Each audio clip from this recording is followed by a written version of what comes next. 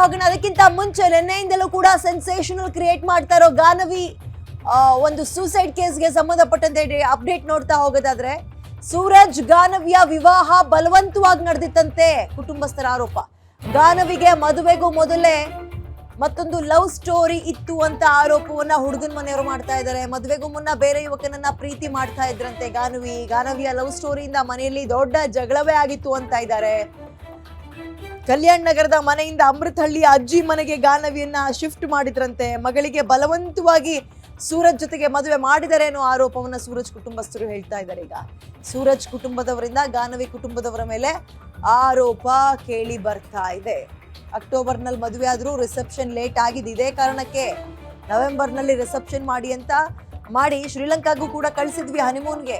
ಅಲ್ಲಿ ಗಂಡನಿಂದ ದೂರ ಇದ್ದಿದ್ದು ಗಾನವಿಯ ಹೊರತು ಸೂರಜ್ ಅಲ್ಲ. ಹನಿಮೂನ್ನಿಂದ ವಾಪಸ್ ಆದ್ಮೇಲೆ ಗಂಡನ ಮನೆಯವರ ಮೇಲೆ ಆರೋಪ ಮಾಡಿದ್ರು. ಗಾನವಿ ಲವ್ ಸ್ಟೋರಿ ಗೊತ್ತಾಗಿ ದೂರ ಉಳಿದಿದ್ದಂತೆ ಸೂರಜ್ ಡಿಸ್ಟೆನ್ಸ್ ಮೇಂಟೈನ್ ಮಾಡಿದ್ನಂತೆ. ಈಗ ಅವಮಾನ ತಾಳಕ್ಕಾಗದೆ ಆತ್ಮಹತ್ಯೆ ಮಾಡ್ಕೊಂಡಿದ್ದಾರೆ. ಗಾನವಿ ಸೂರಜ್ ಸೂಸೈಡ್ ಕೇಸ್ಗೆ ಇದೀಗ ಮತ್ತೊಂದು ಮೆಗಾ ಡೌಟ್ ಬರುವ ಟ್ವಿಸ್ಟ್ ಸಿಕ್ಕಿದೆ.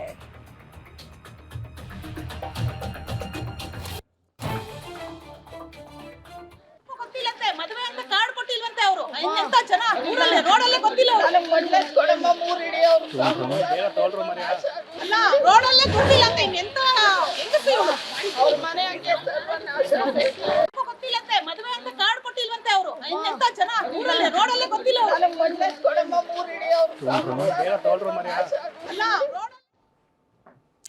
ಗಾನವಿ ಸೂರಜ್ ಸುಸೈಡ್ ಕೇಸ್ಗೆ ಮತ್ತೊಂದು ಮೆಗಾ ಟ್ವಿಸ್ಟ್ ಸಿಕ್ಕಿದೆ. ಇಷ್ಟೊತ್ತು ನಾವು ಅಪ್ಡೇಟ್ ಕೊಡ್ತಾ ಇದ್ವಿ. ನೋಡಿ, ಎರಡೂ ಮನೆಯವರು ಬಹಳ ಗಂಭೀರ ಆರೋಪವನ್ನ ಮಾಡ್ತಾ ಇರೋದು. ಒಂದು ಸೂರಜ್ ಅವರ ಮನೆ ಮೇಲೆ ಹೆಣ್ಣಿನ ಮನೆಯವರು ಮಾಡ್ತಾ ಇದ್ದಿದ್ದು ಆತನ ಪುರುಷತ್ವವನ್ನು ಪ್ರಶ್ನೆ ಮಾಡಿ. ಆತ ಒಬ್ಬ ಗಂಡಸೇ ಅಲ್ಲ. ಆಮೇಲೆ ಮಗಳನ್ನ ಹೆಂಗಿದ್ಯಾ ಅಂತ ಕೇಳೋದಕ್ಕಿಂತ ಬರೀ ಎಷ್ಟು ತಂದಿದ್ಯಾ, ಏನು ತರ್ತೀಯಾ ಅಂತ ಕೇಳ್ತಾ ಇದ್ರು. ಈ ಕಿರುಕುಳ ತಾಳಕ್ಕಾಗದೆ ನನ್ನ ಮಗಳು ನೇಣಿಗೆ ಕೊರಳೊಡ್ಡಿದ್ಲು ಅಂತ ಹೆಣ್ಣಿನ ಮನೆಯವರು ಆರೋಪ ಮಾಡ್ತಾ ಇದ್ದಾರೆ. ಗಂಡಿನ ಮನೆಯವರು ಈಗ ಮತ್ತೊಂದು ಗಂಭೀರ ಆರೋಪವನ್ನು ಮಾಡ್ತಾ ಇದ್ದಾರೆ. ಅದು ಆ ಹೆಣ್ಣು ಮಗಳ ಒಂದು ಕ್ಯಾರೆಕ್ಟರ್ನ ಪ್ರಶ್ನೆ ಮಾಡುವಂತಹ ಮಾತನಾಡ್ತಾ ಇದ್ದಾರೆ. ಮೋರ್ ಡೀಟೇಲ್ಸ್ ನನ್ನ ಕಲೀಗ ಮಂಜುನಾಥ್ ನೀಡ್ತಾರೆ. ಮಂಜುನಾಥ್, ಎರಡೂ ಮನೆಯವರು ಹುಡುಗನ ಮೇಲೆ ಹುಡುಗಿ ಮನೆಯವರು, ಮೇಲೆ ಹುಡುಗನ ಮನೆಯವರು ಬಹಳ ಗಂಭೀರ ಆರೋಪ ಮಾಡ್ತಾ ಇದ್ದಾರೆ. ಸೊ ಇದರಲ್ಲಿ ಇದೊಂದು ರೀತಿ ಹೆಂಗಾಗಿದೆ ಅಂದರೆ, ಸತ್ತ ನಂತರ ಪೋಸ್ಟ್ ಮಾರ್ಟಮ್ ವಿಚಾರಣೆ ಮಾಡ್ದಂಗೆ ಆಗ್ತಾ ಇದೆ.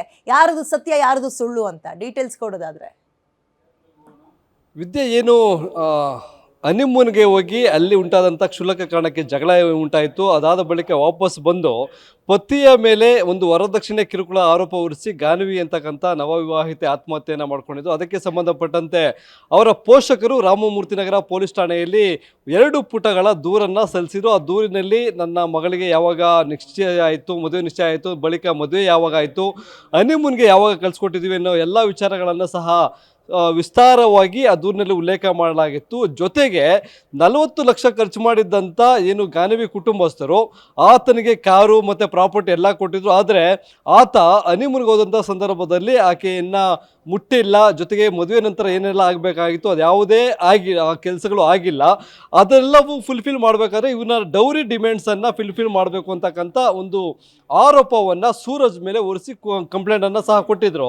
ಆ ಹಿನ್ನೆಲೆಯಲ್ಲಿ ರಾಮಮೂರ್ತಿ ನಗರ ಪೊಲೀಸ್ ಠಾಣೆಯಲ್ಲಿ ಒಂದು ವರದಕ್ಷಿಣೆ ಕಿರುಕುಳ ಜೊತೆಗೆ ಗಾನವಿಯ ಆತ್ಮಹತ್ಯೆಗೆ ಪ್ರಚೋದನೆ ಕೊಟ್ಟಂಥ ಆರೋಪದ ಮೇಲೆ 106 BNS ಆ್ಯಕ್ಟ್ ಅಡಿಯಲ್ಲಿ ಸಹ ಒಂದು ದೂರನ್ನು ದಾಖಲು ಮಾಡಿದ್ದಾರೆ. ಆ ಸಂಬಂಧಪಟ್ಟಗೆ ಪೊಲೀಸರು ತನಿಖೆಯನ್ನು ಕೈಗೊಂಡಿದ್ದರು. ಅದರ ಬೆನ್ನಲ್ಲೇ ನಾಪತ್ತೆಯಾಗಿದ್ದಂಥ ಸೂರಜ್ಜು ಮತ್ತು ಅವರ ತಾಯಿ, ಅವರ ಸೋದರ, ಅದರಲ್ಲಿ ಮಹಾರಾಷ್ಟ್ರದ ನಾಗ್ಪುರದಲ್ಲಿ ಅವರ ಸಂಬಂಧಿಕರ ಮನೆಯಲ್ಲಿ ಸೂರಜ್ ಆತ್ಮಹತ್ಯೆಯನ್ನು ಮಾಡಿಕೊಂಡಿದ್ರು. ಸಮೀಪದ ಆಸ್ಪತ್ರೆಗೆ ಸಾಗಿಸಿದ್ರು. ಆದರೂ ಚಿಕಿತ್ಸೆ ಫಲಕಾರಿಯಾಗದೆ ಆತ ಸಾವನ್ನಪ್ಪಿದ್ದಾನೆ. ಇವತ್ತು ಬೆಳಗ್ಗೆ ಆ ಸಾವಿನ ಸುದ್ದಿ ಕೇಳಿದ ಕೂಡಲೇ ರಾಮಮೂರ್ತಿ ನಗರ ಪೊಲೀಸರು ಒಂದಷ್ಟು ಮಾಹಿತಿಯನ್ನು ಕಲೆ ಹಾಕಿದ್ರು. ಅಲ್ಲಿ ಕೆಲವೊಂದು ಡೆತ್ ನೋಟ್ ಸಿಕ್ಕಿದೆ. ಜೊತೆಗೆ ಈ ಗಾನವಿ ಸಾವಿಗೆ ಸಂಬಂಧಪಟ್ಟಂತೆ ಕೆಲವೊಂದು ಸ್ಫೋಟಕ ವಿಚಾರಗಳು ಸಹ ಬಯಲಿಗೆ ಬಂದಿದ್ದಾವೆ. ಮತ್ತೊಂದು ಕಡೆ ರಾಮಮೂರ್ತಿ ನಗರ ಪೊಲೀಸರು ಏನು ಇಲ್ಲಿ ತನಿಖೆಯನ್ನು ಕೈಗೊಂಡಿದ್ರು. ತನಿಖಾ ವೇಳೆ ಸಹ ಕೆಲವೊಂದು ಈ ಇಬ್ಬರ ಸಾವಿಗೆ ಸಂಬಂಧಪಟ್ಟಂತೆ ಒಂದು ಸ್ಫೋಟಕ ತಿರುವು ಕೊಡ್ತಕ್ಕಂಥ ಅಂಶಗಳು ಬೆಳಕಿಗೆ ಬಂದಿದ್ದಾವೆ. ಅದೇನಪ್ಪ ಅಂತ ಹೇಳೋದಾದರೆ, ಮೊದಲಿಗೆ ಗಾನವಿಗೆ ಈ ಮದುವೆ ಸೂರಜ್ ಜೊತೆ ಮದುವೆ ಏನು ಫಿಕ್ಸ್ ಮಾಡಿದ್ರು ಅದು ಇಷ್ಟ ಇರಲಿಲ್ಲ ಅಂತಕ್ಕಂಥ ಒಂದು ಮಾಹಿತಿ ಲಭ್ಯವಾಗ್ತಾ ಇದೆ. ಗಾನವಿ ಸೂರಜ್ನ ಮದುವೆ ಆಗೋದಕ್ಕಿಂತ ಮುಂಚಿತವಾಗಿ ಒಬ್ಬ ಯುವಕನನ್ನ ಪ್ರೀತಿ ಮಾಡ್ತಾ ಇದ್ರು. ಆದರೆ ಅವರಿಬ್ಬರ ಮದುವೆಗೆ ಅಡ್ಡಿ ಬಂದಿದ್ದು ಅಂತರ್ಜಾತಿ ಅಂತಕ್ಕಂಥದ್ದು. ಹಾಗಾಗಿ ಏನು ತನ್ನ ಅಂದರೆ ಕಲ್ಯಾಣ ನಗರದ ಮನೆಯಲ್ಲಿದ್ದಂಥ ಗಾನವಿಯನ್ನು ಅವರ ಅಜ್ಜಿ ಅಂದರೆ ಹೆಬ್ಬಾಳ ಸಮೀಪ ಇರ್ತಕ್ಕಂಥ ಅಮೃತಹಳ್ಳಿಯಲ್ಲಿ ವಾಸವಾಗಿರ್ತಾರೆ, ಅವರ ಅಜ್ಜಿಯ ಮನೆಗೆ ಕಳಿಸ್ಕೊಳ್ಳಲಾಗುತ್ತೆ. ಅದಾದ ಬಳಿಕ ಆತುರದಲ್ಲಿ ಆಕೆಗೆ ಮದುವೆಯನ್ನು ಮಾಡ್ತಾರೆ. ಅದು ದೂರದ ಸಂಬಂಧಿಯಾದಂಥ ಸೂರಜ್ ಅವರನ್ನಾಗೆ ಮದುವೆ ಮಾಡ್ಕೊಡೋದು. ಇಲ್ಲಿ ಸೂರಜ್ ಅವರ ಕುಟುಂಬ ಹಿನ್ನೆಲೆಯನ್ನು ನೋಡೋದಾದರೆ ಇವರು ಒಂದು ಬಾರನ್ನು ನಡೆಸ್ತಾ ಇದ್ದಾರೆ, ಆರ್ಥಿಕವಾಗಿ ಚೆನ್ನಾಗಿದ್ದಾರೆ, ಯಾವುದೇ ರೀತಿಯಾದಂಥ ಸಮಸ್ಯೆಗಳು ಇಲ್ಲ, ತನ್ನ ಮಗಳನ್ನು ನೋಡ್ಕೊಳ್ತಾರೆ ಅನ್ನೋದು ನಡೆದದ್ದಂಥ ಕೆಲವೊಂದು ವಿಚಾರಗಳನ್ನು ಹೇಳ್ಕೊಂಡಿರ್ಬೋದು ಅಥವಾ ಅದನ್ನು ಮುಚ್ಚಿಟ್ಟಿರ್ಬೋದು. ಈಗ ಒಂದೊಂದೇ ಅಂಶಗಳು ಮಾಹಿತಿಗಳು ಬಯಲಾಗ್ತಾ ಇದ್ದಾವೆ.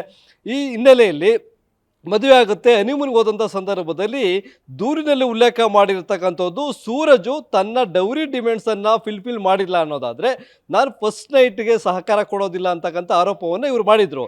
ಆದರೆ ಅದು ಉಲ್ಟಾ ಆಗಿದೆ.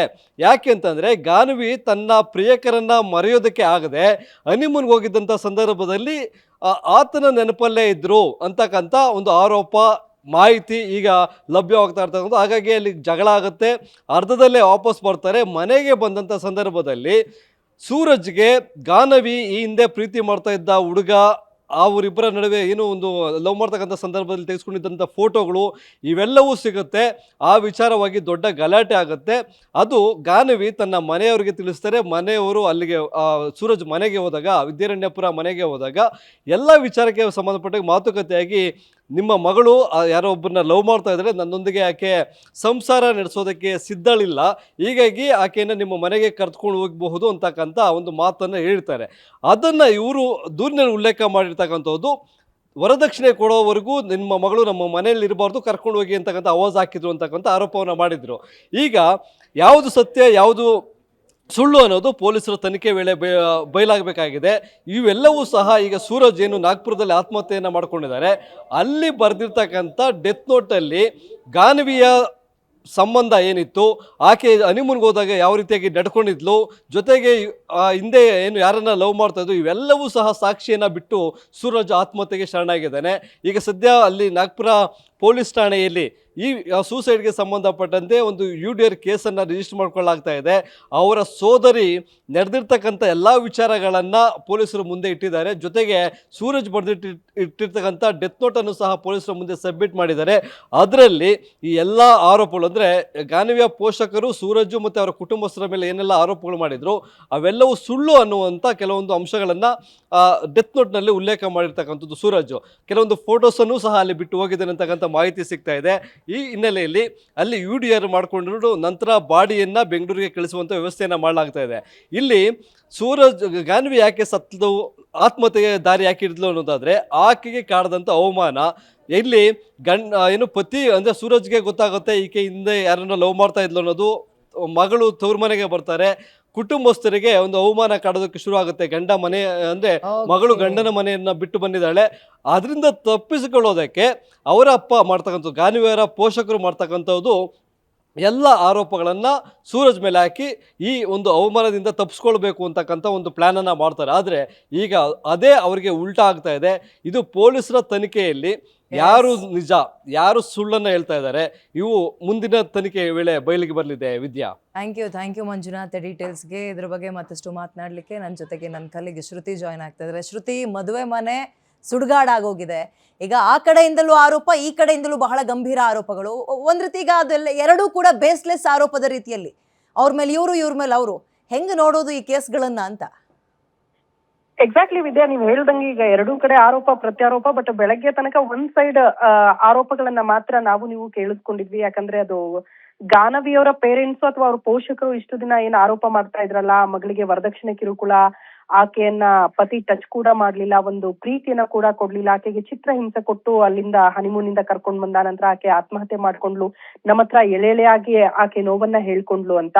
ಬಟ್ ಈಗ ತಾನೇ ನಾನು ಸೂರಜ್ ಅವರ ಸಂಬಂಧಿಕರ ಜೊತೆಗೆ ಮಾತನಾಡಿದಾಗ ಅವರು ಮಾತನಾಡ್ತಾ ಇರೋ ವರ್ಷನ್ ಏನಪ್ಪಾ ಅಂತ ಅಂದ್ರೆ, ಗ್ಯಾರಂಟಿ ನ್ಯೂಸ್ ಖಂಡಿತ ಅವ್ರನ್ನ ಕೂಡ ಮಾತನಾಡಿಸುತ್ತೆ, ಜನರಿಗೆ ಆ ವರ್ಷನ ತಿಳಿಸೋ ಪ್ರಯತ್ನ ಕೂಡ ಮಾಡುತ್ತೆ.